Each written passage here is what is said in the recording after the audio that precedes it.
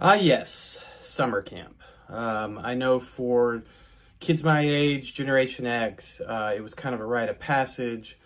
Your parents would get a couple of $100 together and they would take you off in the woods and dump you off with strangers for somewhere between 1 to 4 weeks. They'd tell you to write. In my case, I know I wrote them some letters. I don't remember ever hearing back. And eventually they would come back and pick us up after they went and did whatever parents do when the kids aren't around. So my first camp experience was in 1984, I believe. This would be like fourth or fifth grade. And I know that I was going to school in Marble Falls, the one year I went to school there. And I didn't fit in there. They didn't have a lot of new kids. And I showed up and everybody knew each other. And I had some kids that bullied me, and then the rest of everybody watched them bully me, and that was kind of it. I really didn't have any friends, so I couldn't wait for summer to get there. So my mom said, "Hey, we're going to send you to summer camp." And I was like, "Great." And I liked the idea because, I'd had friends at other schools, I figured it'd go great. And so she announces to me that they found a camp. And the camp was called Camp Peniel, and it was in Marble Falls. So the camp was actually just a few miles outside of the town where I was trying to get away from. So now, in my imagination, what I'm thinking is going to happen is I'm going to go to camp, and it's going to be the same kids that pick on me, except now I don't get to go home at the end of the day. I go to a cabin where they can make fun of me all night. So I was very concerned about this. So we get to camp, and it's maybe 20 miles outside of town. Really big camp. I mean, it was just a ton of land out there, and we get to this big cafeteria where you sign up for what activities you're going to take. I remember I was signing up for horseback riding and archery, and I was super excited. A little nervous still about if kids from Marble Falls are going to be there. And strange enough, when I walk into this cafeteria, I start looking around, and I'm like, I don't know anyone here. I don't recognize anyone. And I think in a lot of cases, when you're a kid, you look around, you might say, "Oh my God, I don't know anyone." For me, it was, "Oh my God, I don't know anyone." I was very excited. I've got a clean slate. I've got, new kids, whatever. So I am assigned my cabin, and I go there, and there's basically one room where the counselor sleeps, and then one room where the kids sleep. And there was I think 4 bunk beds for 8 kids. And I think the whole camp had maybe 400 or 500 kids there. So it was just a bunch of these little cabins. So I get there, and I remember introducing myself to, I really psyched myself up. I'm going to go in and shake people's hand and introduce myself. And I do remember it being kind of adult-like. We were all kind of "Hey, I'm Brad from Marble Falls." Other kids "Hey, I'm John from Bastrop. Hey, I'm Billy from Liberty Hill," whatever. And so it started off good. And the last kid that showed up walked in, and he was absolutely very, very rich. As soon as he walked in, you knew it, because we all had these dirty old duffel bags that we brought, or a backpack. He brought in 2 rolling suitcases. He'd really overpacked. Really nice suitcases. And I don't know if it's my memory embellishing this, but I swear he was wearing a polo shirt with the sweater tied around his shoulders. And I mean, he just had this vibe of just millionaire kid. And he had this really nasty vibe about him, because he walked in and had this kind of condescending look that he was just kind of and he immediately started grilling everybody. And he started with the first kid. He was like, "What's your name?" And he's like, "John." "Where are you from, John?" It's "Liberty Hill." "Do you have a bike?" "Yeah." "What kind?" He's like, "Monsoon, whatever." And he was kind of "That's okay, I guess." And then he starts in the next kid. And so he's grilling these kids, and unfortunately I was last, and that got in my head, because I started thinking to myself, when he gets to me Am I going to tell him I'm from Marble Falls? Do I just tell him he's none of his business? Do I answer him? What kind of bike? Do I tell him I have the crappiest Huffy bike they make? And so it was kind of in my head. So when it got to me and I'm last, he asked me my name. I told him I was from Marble Falls, and he was like, "What kind of bike you have?" And I said, and he goes, and I was like, uh-oh. And he starts making fun of me instantly. He like picked out, I'm the weak link here. I'm the one he can make fun of. And then it gets really weird. He says, "Do you have AIDS?" I was like, "What? No. What do you mean? What's AIDS?" And he's like, "You don't know what AIDS is? Don't you have a TV? Do your parents not watch the news?" And I was like, "I don't know and I honestly, I had no idea what he was talking about. It actually, I think it rang a bell, but I was like, I don't know what AIDS is. And so I told him, I was like, "No, I don't know what AIDS is." And he's like, "Oh, you're gay." Very strange logic on that one, but yeah. And right after that, he said, "I'm going to call you AIDS." I'm like, please don't. What's happening here? And so he starts calling me AIDS. And what was really weird is he would give me a really hard time in front of everybody, but it didn't really resonate. Everybody didn't really enjoy him picking on me because he was so annoying himself. And then I look back at the things he picked on me for. He was like, "Oh my God, we were singing the campfire song, and I noticed that when you would sing a line that ended in a consonant, you would pronounce the consonant really strong. You're supposed to like ease out of it when you sing." He's like, "I know because I take opera lessons." Okay. So that one really didn't resonate with everyone. Another time we were talking, somehow it came up talking about silverware, and he was making fun of me for not knowing the difference between a salad fork and an entree fork. I went, "Okay." And then he made fun of me for not knowing who Picasso was. So between his mannerisms and all this stuff, I realized later that kid was gay. Okay, so I think it almost seemed like that he kind of came into camp with an agenda that like, hey, I'm going to pick out somebody and I'm going to like point at them and call them gay and try to get the scent off of me, kind of thing. So whatever, it wasn't that big a deal that he was picking on me. Like I said, it didn't really resonate with everybody. So they were all just kind of like, okay, whatever, he's picking on him again. It was not often that somebody was even laughing along with him. He was just irritating. So over the week, it started to get a little bit better.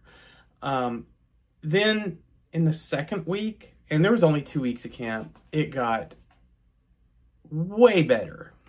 Okay, so they announced in the second week, it's going to be competition week. And every day, there's going to be some kind of competition. And the winner, the overall winner of whatever these competitions is, will get $20 of canteen money. And that was a lot because the canteen was a little kind of food truck thing. It's much like an ice cream truck.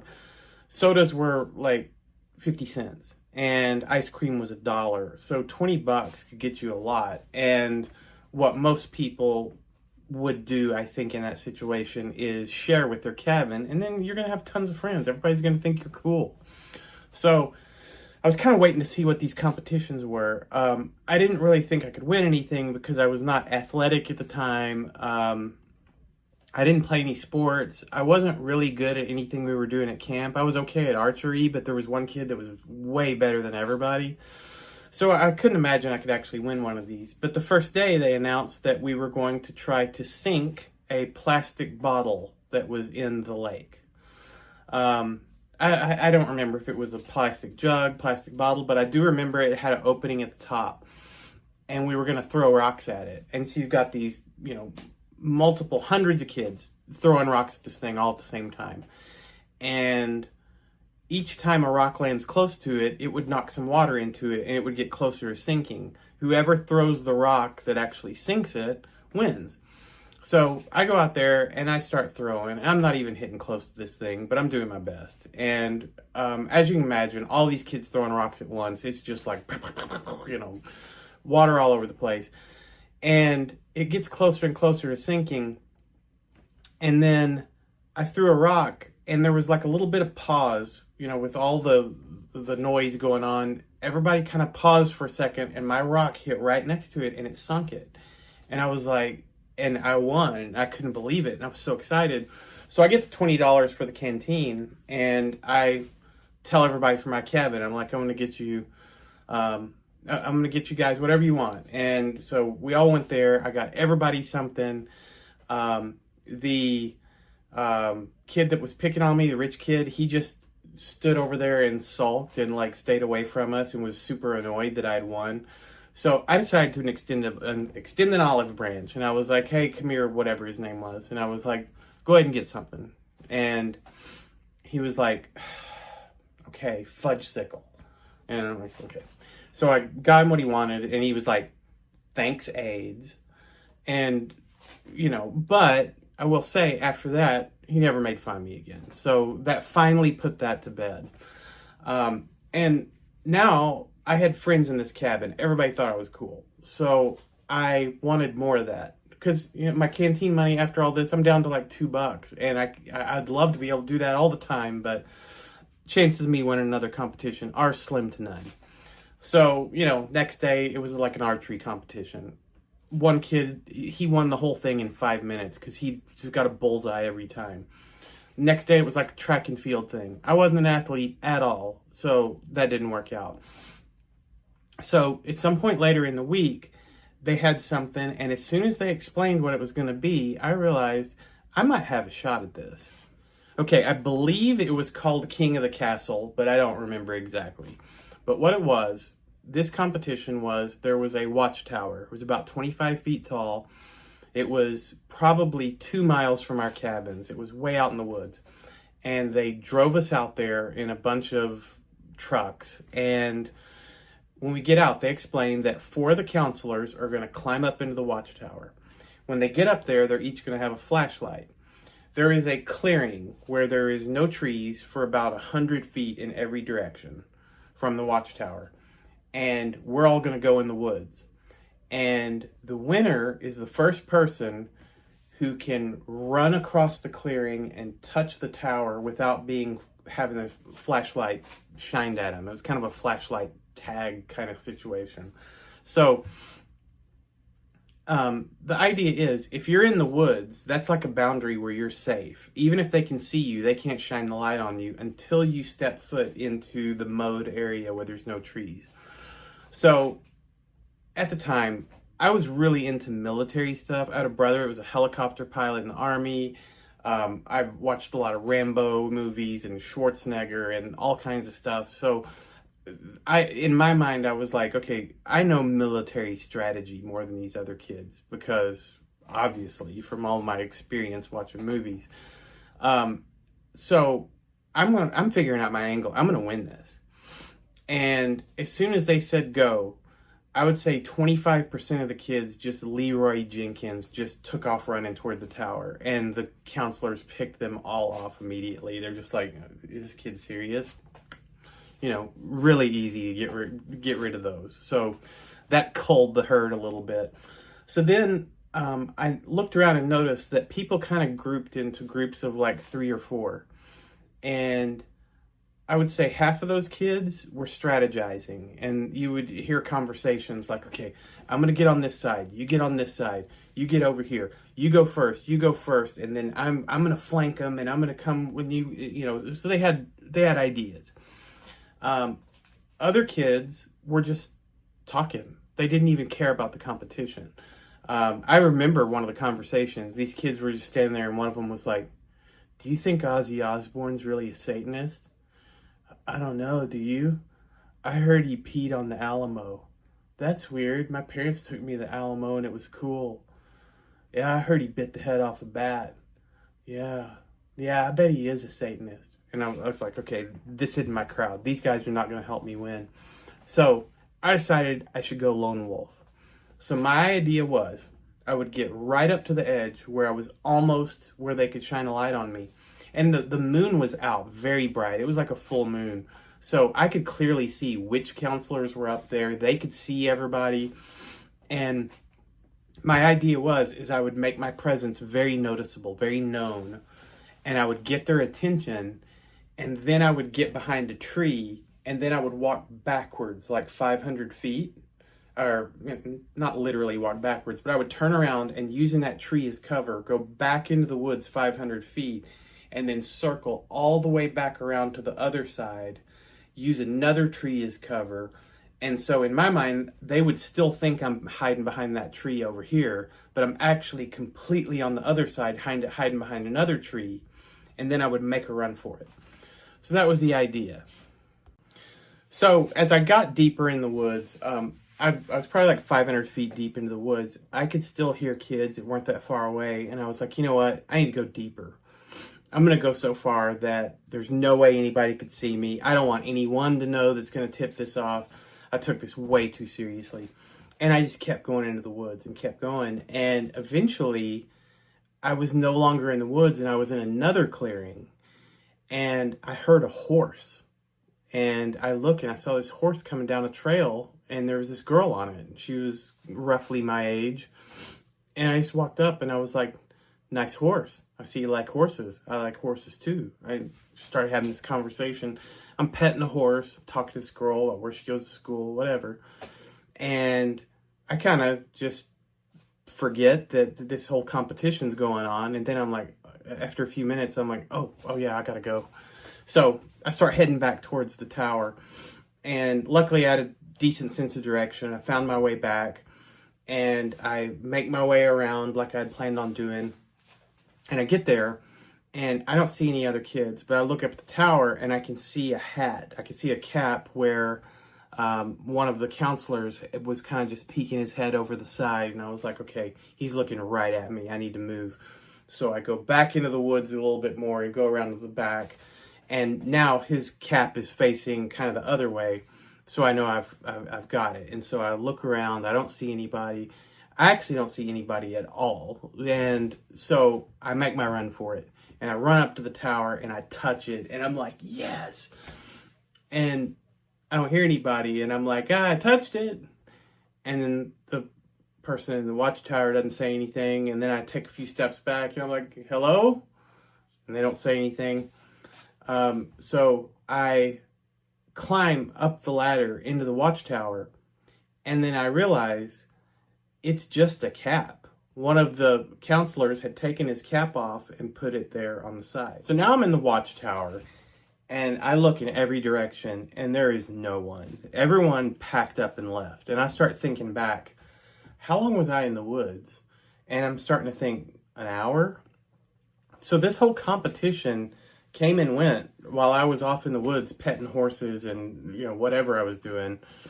And so I realized I'm going to have to find my way back to camp from that we drove to. And I'm like, oh my God, I'm in the woods alone. And it's kind of scary. I started walking down this trail and I could see it was a trail that drove there where we drove. So I just followed that. I was hearing all kinds of weird animal sounds and stuff rustling around in the woods. And it's pretty scary for a fourth or fifth grader. And, I kept walking and eventually I could kind of hear voices. And at one point I heard clearly one of them say Brad and yell my name. And I'm like, oh my God, they're looking for me. Okay. So I see headlights and I can see a car coming and I can see they're like shining a spotlight out in the woods. And I'm like, okay, they're looking for me. Thank God. And I walk towards them and I realize when I get close, it's a police car. It's the sheriff. And they have called the sheriff out there because I was missing. And I wave them down. I get in the car and they're like, you Brad? I'm like, yeah. And they asked me what I was doing. They're asking me, did you try to run away? And I was like, no. I was just hiding out in the woods. And they didn't say much. They didn't really give me a hard time. We got back to the camp and I walked into this room and it's all the camp counselors and like the president of the camp, who I'd only seen around maybe one time, and they are pissed. And I thought I was in big trouble. But what ended up happening is the cops started asking them questions. They were like, okay, did you set boundaries on how far these kids are supposed to go in the woods, or did you just let them loose? And they were like, well, we don't set any boundaries, but common sense would say, and he's like, well, hold on a second. Common sense for an adult? I mean, he's a kid. He didn't have common sense. And the sheriff's deputies like really started giving these counselors a hard time. So I wasn't in trouble. Like, the camp counselors were getting a third degree from these guys, which was cool. So I'm like, oh, okay, well, great. I guess I'm off the hook. So I go back to the cabin, and everybody's like, oh my God, did you try to run away? And I was like, no, I was hiding out in the woods, and I guess that took too long. And everybody's like, oh, okay. And they were really interested in this. And the next day at breakfast, when I went to the cafeteria, everybody was just fascinated. And they kept asking me if I tried to run away. And I noticed that they were pretty disappointed when I would say no. I was like, no, I went out in the woods. I guess that took too long. They were like, oh. And I realized they thought it was really cool that I tried to run away. I was like the bad boy of camp now. And so I started kind of not answering that as clearly. You know, they were like, hey, did you try to run away? And I'd be like, yeah, you know, and just not answer. And like, I had this lore about me. So for the last couple of days I was there before camp ended, I was really cool. Now, the last day before my parents were coming to pick me up, they told us that they had a special treat, that they were going to take us to this kind of mythical Native American battleground, and that there were arrowheads, and we could pick arrowheads off the ground. And I was fascinated. I was like, this is the coolest thing I've ever heard.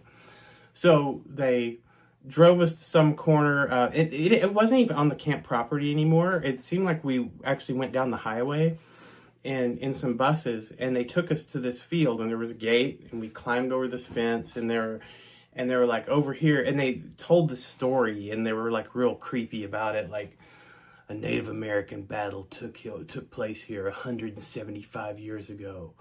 And they said that many of the arrowheads were left behind, but to show our respect, each of you will be on an honor system to only take one arrowhead when you see one. And so we get out to this field, and there's just arrowheads everywhere, bright, shiny, like brand new looking arrowheads. Now, as I got older, I look back and realize those were straight out of the gift shop. They went out and dumped a bunch of arrowheads and then told us that these were arrowheads from Native American tribes or whatever, which, whatever. But to me, as a kid at that time, I'm like, oh my God, it's an arrowhead. I picked up this black arrowhead made out of a rock that isn't even native to the Marble Falls area. Clearly looked like, I mean, it might as well have said made in China on the back of it. But I got this thing, and I thought it was the coolest thing I'd ever seen in my life.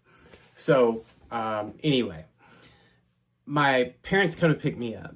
And during the time between when the sheriff's deputies talked to the camp counselors and between when my parents came to pick me up, they had all gotten their story straight, because they had called my parents when I was missing and told them. And my parents find it rather interesting that they didn't come out there to check on me. I guess they were like, all right, well, call us if he doesn't show up. But I guess they thought that I would eventually turn up, which I did. The camp counselors had all gotten their stories together and were like, yeah, we had told them, not to go too far out in the woods. Not true. But yeah, and some of the kids thought he tried to run away because there was this one little rich kid that kept calling him AIDS and was making fun of him. And like, they like threw me under the bus to make sure my parents weren't mad at them. And one thing I noticed about my parents and their generation and the way they acted towards my generation, if an adult ever had a problem with a kid, the parents always took the adult side, and they were, I mean, no matter how ridiculous the adult was, they would be like, why are you causing trouble for this nice man? Even if the guy was a psychopath. So my parents, of course, believed the camp counselors that I'd tried to run away. They were like, why'd you try to run away? And all this stuff. And I'm telling them, no, I didn't try to run away. I just had a strategy. And Rambo. And so I wasn't sure if they really believed me. Well, then I started talking to my mom about how cool it was when they took us to pick up these arrowheads. So I'm like, Mom, there was this field where there was all these arrowheads where this Native American battle took place, and we were only allowed to take one, but there's all these arrowheads still out there, and I want to go back, and I know exactly where it is. I remember the signs. It was right off the highway, and I kept asking my mom, can we go there? It's only 20 miles outside of town. So one Saturday, a couple of weeks after camp, she's like, okay, let's go. She's a little weirded out by this, but so we drive out there, and I find the exact spot. I find the exact gate we went to, and I hop the fence, trespassing, and I'm like, Mom, this is where it is. And there's no arrowheads out there. And of course there wasn't, because they put them out there from the gift shop, and then they picked them all up when they left and put them back in the gift shop and charged $5 or $10 for them. But at this point, my mom thinks I am absolutely insane. Like, she's like, oh, there was arrowheads out here, buddy. Okay. All right. Sounds good. Well, the next thing I know, my parents set up a meeting, an appointment with a counselor, because I had tried to run away from camp, and I was imagining arrowheads of some magical arrowhead field. And, I had to sit down with this counselor, and we played checkers, and he talked to me for a little bit. And oddly enough, within, a 50-minute appointment, the counselor pretty much figured out, number one, I didn't try to run away. I was just obsessed with action movies, and I'd taken it way too seriously and gone out in the woods. And second of all, camp had told us that there was some magical arrowhead field, and I had the actual arrowhead in my pocket, and he's like, oh, you found this in Marble Falls. Okay, all right, I see what's going on here. So I didn't ever have to go back to the counselor. But yeah, they thought I was crazy, briefly. So anyway, is there a moral to this story? I don't know. If you haven't heard of AIDS, then you might be gay.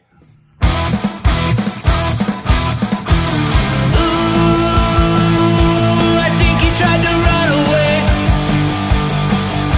He hadn't heard our beg, so we think he might be gay. Ooh, I think he tried to run